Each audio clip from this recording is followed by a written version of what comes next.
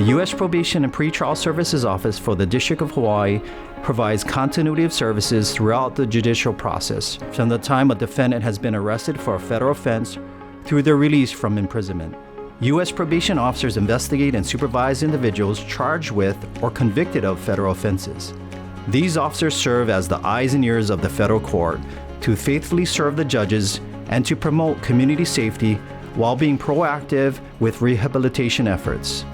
We collaborate with stakeholders and help individuals to successfully reintegrate into the community.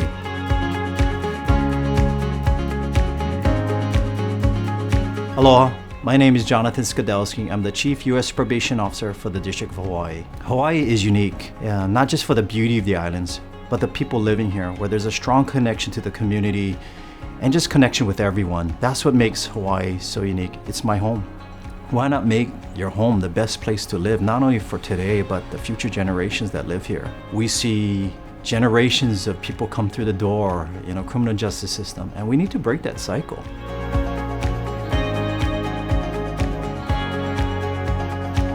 We serve the court, we protect the community, we help people change their lives. We meet our mission through the remarkable efforts of our officers and staff. With pretrial services, we're essentially the front door to the federal court system. When somebody is arrested and charged for a federal offense, we're going to be their first stop. For a lot of people, it can be a pretty traumatic event if they've never been involved in something like this before. I think it's important for us as officers to show them that they're going to be treated with dignity and respect throughout this process.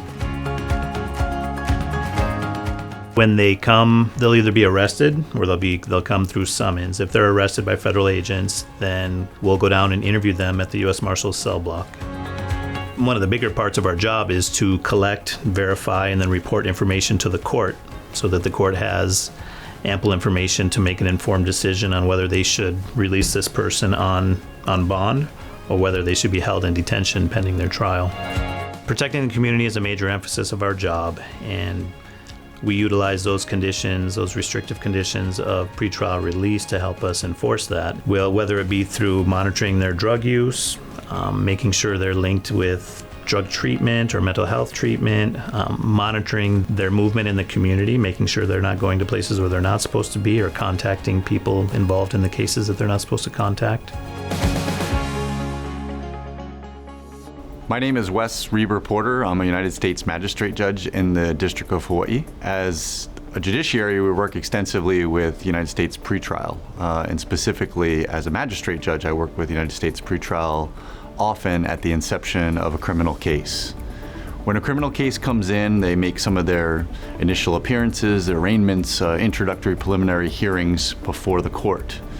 And as part of that, we make release or detention determinations. U.S. Pretrial is the entity of the court, the arm of the court, that assists the court with that determination. Essentially, they look into everything about the defendant that is now in court.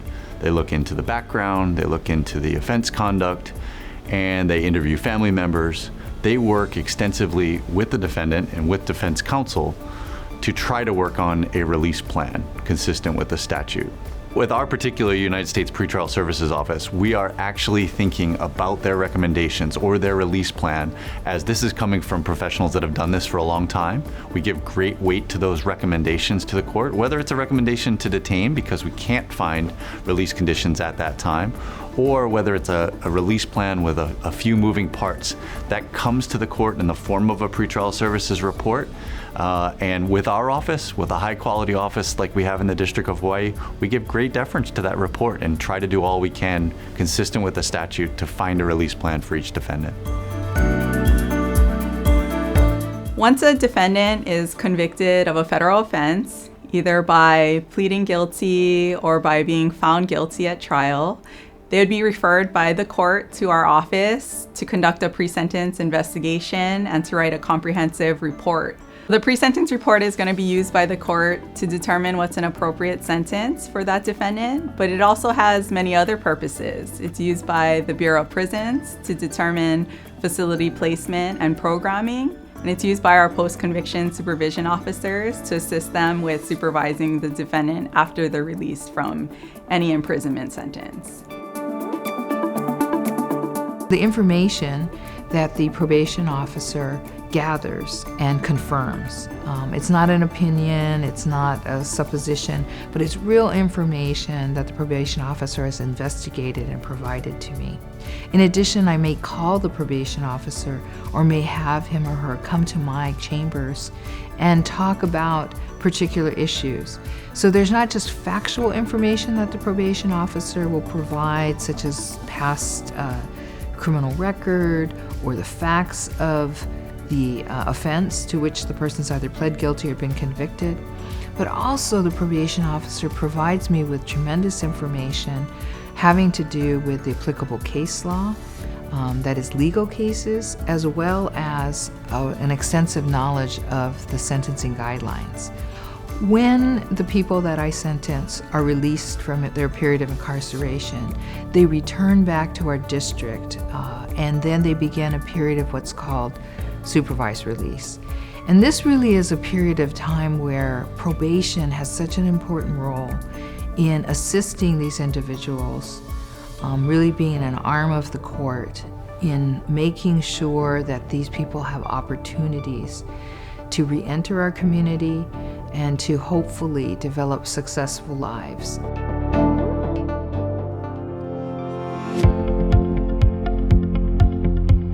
Being a probation officer is an extremely important job. We first start working with our clients prior to them getting out of custody, and it's really the pre-release planning phase where we work with families and try to get them set up prior to them coming out into the community. Once they're in the community, we work very closely with them to set up any sort of referrals to outside treatment agencies. We work with their families again. We conduct home contacts, and we see them quite often. Being a post-conviction supervision officer is one of the biggest responsibilities, and it's an amazing opportunity to make real differences in their lives by pulling out their strengths and their hopes and making sure that they find a successful path to the next chapter of their lives. What I like about this job is that it's never the same each day, and each year I've been here, there have just been numerous opportunities to grow as an officer through training or through taking on additional responsibilities or to performing a different job function. So I think that an officer will never get bored or complacent in this job because there's always so many opportunities. Part of the training we receive at FLETC and in district is officer safety training. And that includes strikes, jabs, things of that nature, all the way through ground defense, incorporating firearms retention and various techniques incorporating the use of the firearm. We have a lot of people that make this a career for the rest of their life, and it's a life calling for a lot of us, including myself. And the judges see it in our work. The clients that we supervise see it. They'll know. They know if you're not genuinely engaged with them. And so the people we want to work here have to know this is a life calling. This is something not just for a paycheck, but to really just make a difference in, even if it's one person's life, but hopefully the community as a whole. I have to say, we have probation officers with all sorts of skills, but I think what's in common is that they all possess a sense of courage and a commitment to our community. By that I mean they are not afraid of being in situations where they can work with all kinds of people. People with tremendous education, they come through our doors and they're monitored on supervised release by probation. People who have had no education or advantage in life, they come through our doors and need to be on supervised release.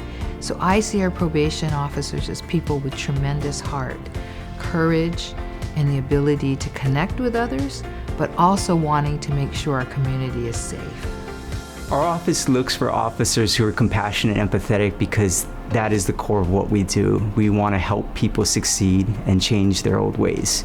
We also look for officers who are team players because we can't accomplish our mission without working together. I have a background in social work. I also have a criminal justice degree, and to me, being a probation officer is the perfect blend of both. And in this office, we have so many different people. We have lawyers, we have former teachers, we have a former spa director. I mean, we have so many different people in this office, and that's what makes it very special. I think the ideal person to be a pre-sentence writer is someone who is analytical and curious by nature, someone who likes to investigate things and is good at researching and writing. And while it helps to have a legal background because we're having to deal with objections to our pre-sentence reports and doing that type of legal writing and research, you don't have to be an attorney to succeed in this job. I think there's a misunderstanding what we're about and our mission. But if I could wave a wand, I would want to put ourselves out of business. That you wouldn't need a probation pretrial services office because there wouldn't be any crime in the state of Hawaii. I know that's an ambitious goal, but that's what we strive for. And people that come here that change people's lives are hoping people just never come back to the system. And so, although that is an ambitious goal, it is something we continue to strive for. We hope you found this video educational and inspirational. To learn more information, please visit our website. Aloha and ahoy ho.